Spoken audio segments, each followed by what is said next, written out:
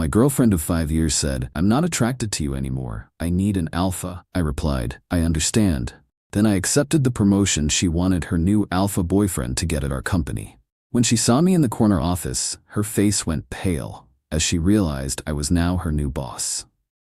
My girlfriend of 5 years, Tina, ended our relationship last Tuesday. We lived together, so she had the decency to do it face to face, but that's the only decency she showed. She sat me down on the sofa in the living room of the house I own and gave me a speech that she had clearly been rehearsing.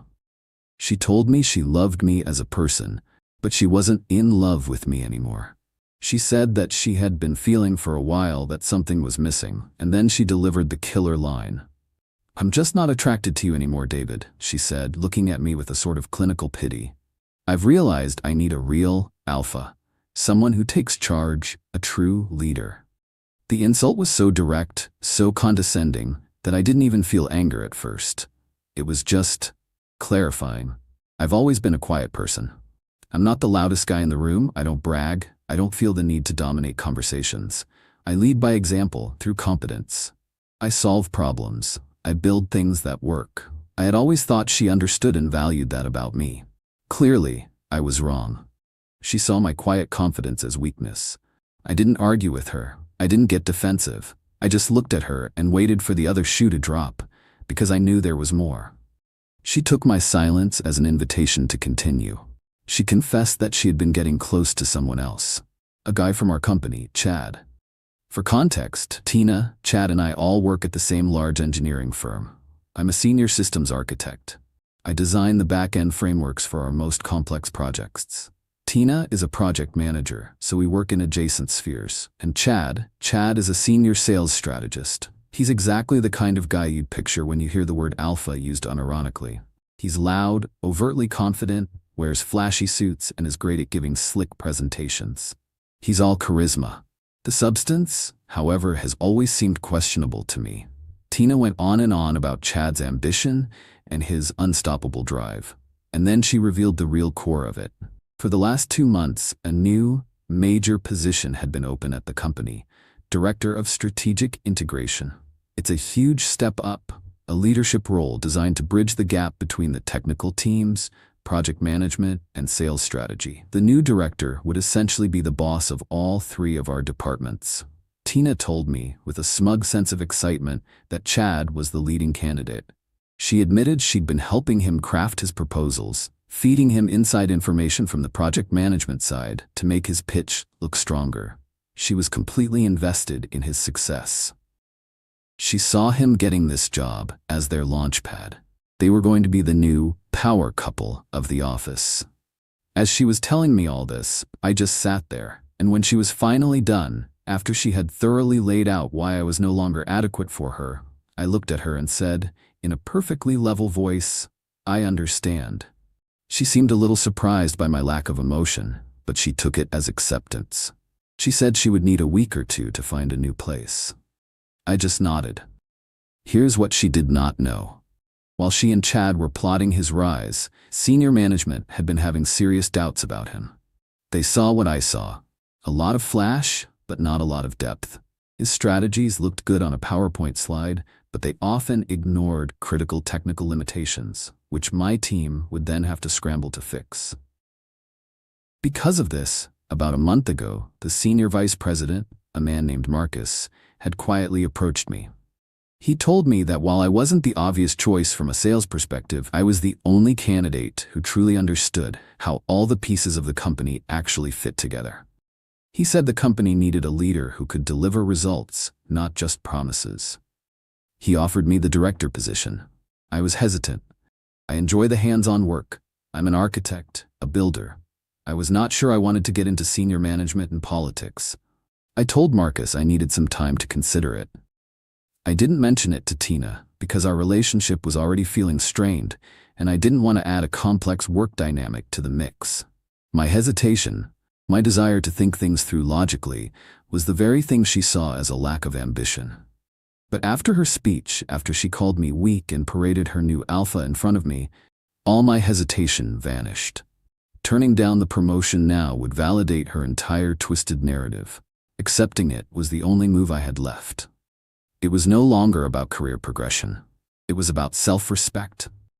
The next morning, I walked into Marcus's office. He looked up, surprised to see me. "David," he said, "what's on your mind?"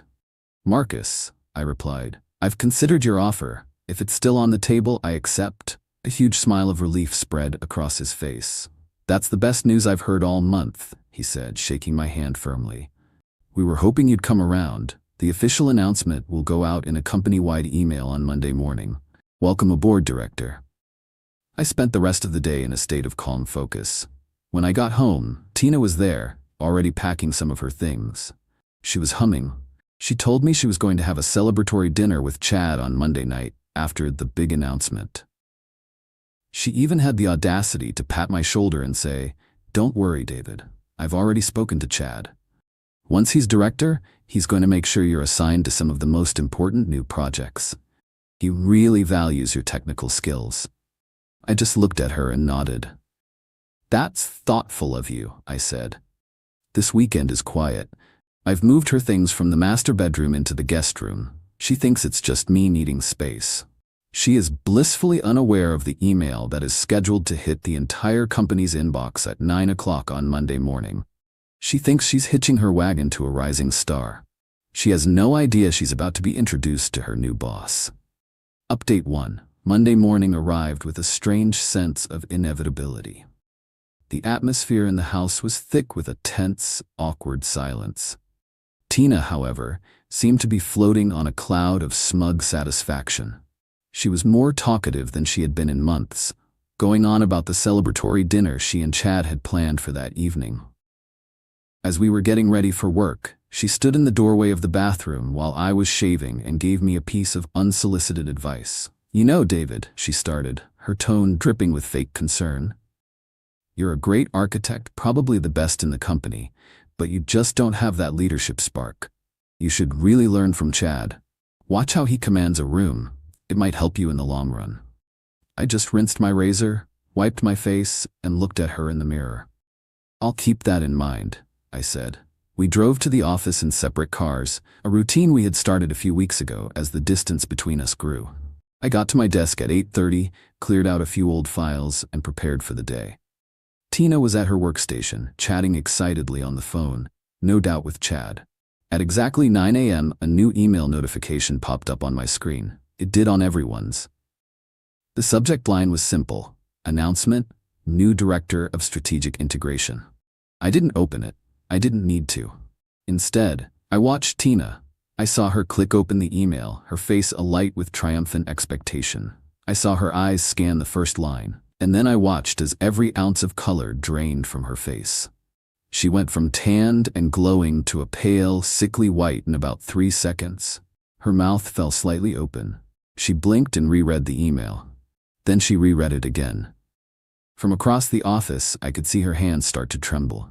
She slowly lifted her head and her eyes scanned the room until they locked onto mine. I didn't smile, I didn't gloat. I just held her gaze with a perfectly neutral expression. The sight of me, calm and already back to work, seemed to be what broke her trance. She shot up from her chair and marched towards my desk. Several heads turned to watch her. She was moving with so much force that she was practically vibrating with rage. She stopped in front of my desk, her fists clenched. "What is this?" she hissed, her voice low and shaking. "This is some kind of joke, right? How did you do this? You stole this from him." Her voice was rising in volume, and she was causing a scene. People were openly staring now. This was the moment. This was where the new dynamic would be forged. I slowly stood up, looking down at her as she was a few inches shorter than me. I kept my voice quiet, forcing her to lean in slightly to hear me, a subtle power move. "Tina," I said calmly, "this is neither the time nor the place for this conversation. My door is always open, but I expect you to conduct yourself professionally. We have a project status meeting scheduled for 10 o'clock. I'll see you in the main conference room then. We can discuss your concerns about the project pipeline at that time." The color returned to her face in a hot, angry flush. She was speechless. She had come over to confront her ex-boyfriend, the man she had just deemed a weakling. She was now being addressed as a subordinate by her new boss. She stood there for a few more seconds, sputtering, before she seemed to realize that everyone was watching her unprofessional outburst. She turned on her heel and stormed back to her desk. Across the building, I could only imagine the meltdown Chad was having. His entire strategy, his entire identity at the company, was built on bravado and the perception of being the next in line. Now, he didn't just lose the promotion, he lost it to me. That evening, the confrontation at the house was exactly what I expected. She was waiting for me when I walked in the door. She accused me of being a manipulative, vindictive snake. She said I had planned this all along to humiliate her. I let her vent until she ran out of steam. When she was finished, I finally spoke. I didn't do this to you, Tina. I did this for myself. You made it very clear what you value in a partner. You said you wanted an alpha, a leader, someone who takes charge. You made your choice based on your perception of strength. It seems you just backed the wrong horse. I walked past her and went to the kitchen to get a glass of water. You're right about one thing, though, I continued, my back to her. The dynamic has changed. It is completely inappropriate for you to be living here anymore. This is my house. I need you to find a new place to live. You have 1 week. The fight went out of her then, replaced by a dawning horror. The reality of her situation was crashing down on her all at once. Her alpha boyfriend had failed. She had lost the power couple dream. And now she was losing her home. Her plan had not just failed, it had backfired in the most spectacular way imaginable. Update 2. It's been 2 weeks since I was promoted, and the fallout has been both predictable and, in a way, satisfying. The first week was all about establishing my authority, and Tina and Chad did not make it easy. But their attempts to undermine me only ended up cementing my position. My first official act as director was to call a meeting with the heads of all the departments now under my purview. This, of course, included Tina, representing her project management team, and Chad, representing sales strategy. I wanted to review the entire project pipeline to identify risks and opportunities. Chad came into the meeting with his usual swagger, but it was brittle. He was trying to act as if nothing had changed. Tina sat at the far end of the table, silent, refusing to make eye contact with me. The main topic of the meeting was a major new initiative that Chad had been championing for months. It was his baby, the cornerstone of his pitch for the director role. Tina had been its biggest supporter, ensuring her project managers prioritized it. When it was Chad's turn to present, he put on his usual show. He walked us through a slick presentation filled with impressive-sounding buzzwords and optimistic projections. When he finished, he looked around the room, expecting applause. Instead, I spoke. "Thank you, Chad," I said evenly. "The projections are certainly ambitious. However, I've spent the weekend reviewing the core architecture required to support this strategy. Can you please turn to slide 17, where you outline the data integration process?" He fumbled with the remote, a flicker of uncertainty on his face. He brought up the slide. "As I see it," I continued, speaking to the entire room, "your strategy relies on real-time data synchronization between our legacy inventory system and the new cloud-based analytics platform. However, the legacy system's API has a hard query limit of 1,000 requests per hour. Your plan, as outlined here, would require a minimum of 10,000 requests per hour during peak business times. The system as it currently exists cannot support this. It will fail." I wasn't aggressive. I just stated facts. I presented data. I laid out the core flaw in his entire strategy, a flaw that anyone with deep technical knowledge would have seen, but which he, in his sales-focused world, had completely ignored. The room was silent. Chad's face went red. He had no answer. He stammered something about his technical consultants assuring him it would work. "Then your consultants were wrong," I said simply. "We need to shelve this initiative pending a complete architectural review. I want a viable plan on my desk in 2 weeks, not a PowerPoint deck. Tina, please have your team deprioritize all resources allocated to this project and move them to the Phoenix project, effective immediately." Tina just nodded, her face pale. She had to sit there and publicly dismantle the very project she had championed, the one that was supposed to be her and Chad's ticket to the top. In one 10-minute exchange, I had exposed Chad's incompetence and reasserted control over the company's direction, all by simply doing my job. Their next move was to try and rally support. Tina began complaining to her work friends, people she used to have lunch with, about how awkward and uncomfortable I was making things. She heavily implied that I was creating a hostile work environment, using my new position to punish her for our breakup. It backfired spectacularly. The people in our company, especially on the technical side, value competence above all else. They had all seen Chad's flashy presentations and had all been forced to deal with the messy reality of his flawed plans. They respected my work. They saw me kill a bad project and save the company millions in wasted resources. They didn't see a vindictive ex-boyfriend. They saw a competent leader cleaning house. Tina's complaints just made her look unprofessional and petty. Then came the truly dirty trick. Defeated professionally, they decided to try and attack my reputation. One of my old projects, a complex software update I had personally architected, was in its final deployment phase. Late one night last week, someone went into the system and altered a critical line of code. It was a subtle change, one that wouldn't cause an immediate crash, but would create a serious data corruption issue about a week down the line.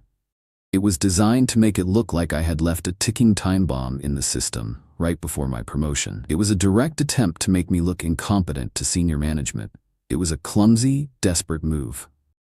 The next morning, during a routine check, I immediately noticed the anomaly in the code. It wasn't my work. The logic was sloppy. I didn't panic. I didn't even mention it to anyone at first. Instead, I went directly to our company's cybersecurity logs. Every single change, every single login is tracked and timestamped. It took me less than an hour to find it. The unauthorized change was made at 10:47 p.m. the previous night. It was logged under a set of temporary administrative credentials, and the IP address from which the login occurred was traced directly to a workstation on the 4th floor. Chad's workstation. I now had concrete, undeniable proof of direct corporate sabotage. He wasn't just incompetent, he was a liability. And I had him. Final update: it has been 3 months since my promotion, and the final pieces of this chapter have fallen into place. The story of Chad and Tina at our company is officially over. After discovering the evidence of sabotage, I did not confront Chad or Tina directly. That would have been messy and unprofessional. Instead, I acted like the director they accused me of not being. I compiled my evidence, the cybersecurity logs showing the IP address, the timestamp of the unauthorized change, the original code versus the altered code, and a brief factual summary of the potential damage it would have caused. Then, I scheduled a meeting with my boss, Marcus, and the head of human resources. I laid out the evidence, calmly and objectively. I didn't frame it as a personal issue. I framed it as a serious and deliberate breach of corporate security and professional conduct. I told them, an employee in a senior role actively tried to sabotage a critical company project. This represents a massive risk to our business. The reaction was exactly what you would expect from a major corporation facing a clear insider threat. HR launched a full formal investigation immediately. Given the digital evidence, it was an open and shut case. Chad was called into a meeting with HR and legal. He apparently tried to deny it at first, but when they presented him with the logs tracing the action directly to his workstation at a time when security footage showed him in the building, his story fell apart.